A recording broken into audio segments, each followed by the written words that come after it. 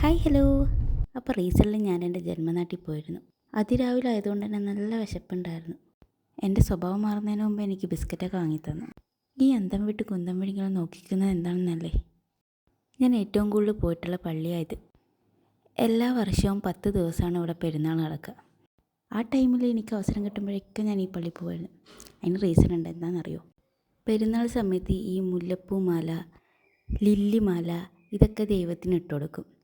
നമ്മൾ പള്ളിയിൽ ചെല്ലുമ്പോൾ അവരതൊന്ന് പകുതി നമുക്ക് തരും. ആ കിട്ടണ പൂവ് തലയിൽ വെച്ചിട്ട് പിറ്റേ ദിവസം ഞാൻ ക്ലാസ്സിൽ പോകും. എനിക്ക് ഭയങ്കര ഇഷ്ടമുള്ളൊരു കാര്യമായിരുന്നു അത്. ഇതാണ് മാഹി റെയിൽവേ സ്റ്റേഷൻ. പണ്ട് ഇങ്ങനെയൊന്നും ആയിരുന്നില്ല കേട്ടോ. സത്യം പറഞ്ഞു കഴിഞ്ഞാൽ ഒരു ഗ്രാമപ്രദേശമായിരുന്നു അത്. വർഷങ്ങൾക്ക് ശേഷം ചെന്നപ്പോൾ ഭയങ്കരമായിട്ട് ഡെവലപ്പായിപ്പോയി. സത്യം പറഞ്ഞാൽ സങ്കടമാണ് തോന്നിയത്. ഇതായിരുന്നു ഞങ്ങളുടെ ബീച്ച്.